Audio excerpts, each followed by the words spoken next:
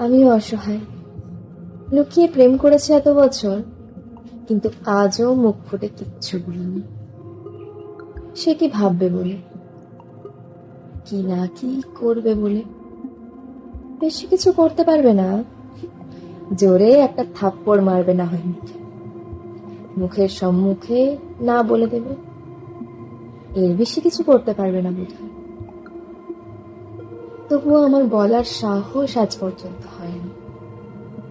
দেখতে গেলে সেও হয়তো অপেক্ষায় বসে, চিন্তায় তো বসে, বরঞ্চ আমার কিছু দাদা দিদি ভাই বোন আর বন্ধু বান্ধবী, যাদের কাছে কিনা আমি এসব খোলসা করে বলেছিলাম, সেটাও হয়তো আমার ভুল ছিল, ব্রেন ফেডের মুহূর্ত ছিল। না বললেই ভালো হতো, তাকে বলার জন্য কেউ অন্তত জোর করতে পারত না। এটাও বোঝা যায় তারা আমার খবর রাখে, আমার সত্যিকারের ভালোই চায়। কেউ আবার সাহস করে বলেছিল, বলে দাও না, কি হয় আমি দেখে নেব। কিন্তু কিভাবে? এখন তো কুরুক্ষেত্র লাগলে প্রথমে মরবো আমি, তারপর আর যুদ্ধ দেখার কেই বা থাকবে, কেই বা লিখবে। কেউ বলেছিল, এখন না বললে তুমি জীবনে বলতে পারবে না, সুযোগ চলে যাবে, আর ফিরে আসবে। কথাটা যদিও বা ঠিক, চরম সত্য। কেউ বলেছিল, তোমার চেনা জানা, আবার কথা বলো, সঙ্গে এত সুন্দর বন্ধু, তাকে বলেই দাও না, দরকার হয় বন্ধুত্ব ভাঙবে, এরপর আর কথা বলবে না। তুমি আবার কাউকে পেয়ে যাবে, কিন্তু মনে এমন শান্তি পাবে না যেটা এতদিন লুকিয়ে জমাচ্ছ। কেউ বলেছিল, আমি তার প্রোফাইল দেখেছি, তোমারও বিশাল মিল বাবারে, সে তো মনে হয় তোমারই, ভগবানের পাঠানো।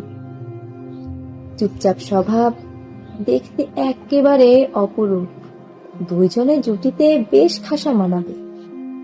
আরেকজন বলল, তার বান্ধবীদের বলো না, তারা ঠিক টোন কেটে কেটে তোমার জন্য সুযোগ করে দেবে। আর আমার মনে হয় সেও তোমায় ফেরাতে পারবে না, আমার ঘোর বিশ্বাস।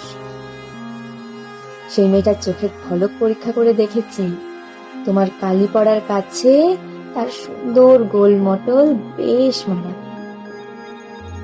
সে তোমারই, আর কারো হতে পারবে না। তোমার দিব্যি খেয়ে বলল, মানে আমার কি সাহস দেখো, আমার ভালো চেয়ে আমায় মারতে চান। এতজনকে পরামর্শ দেওয়ার জন্য ধন্যবাদ।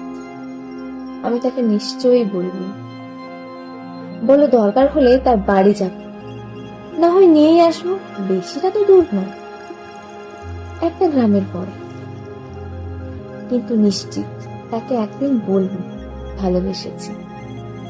তারপর আয়ত্ত করে লেখা লিখেছি, তাকে স্বপ্নে আমার পাশে ধরেছি, দুজনে মিলে দেখা সাক্ষাৎ হাসি ঠাট্টা করেছি।